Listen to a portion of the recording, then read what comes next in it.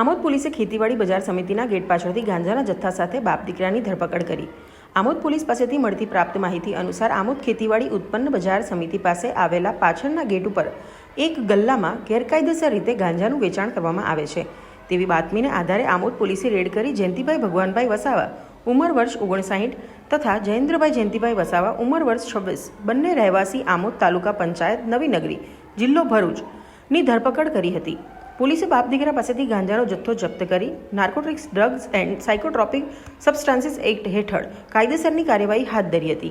આ ઉપરાંત આમોદ પોલીસે ગાંજાનો જથ્થો પકડ્યા બાદ નાયબ મામલતદાર તેમજ 2 તલાટીઓની હાજરીમાં ગાંજાનું વજન કરાવી પંચનામું કર્યું હતું।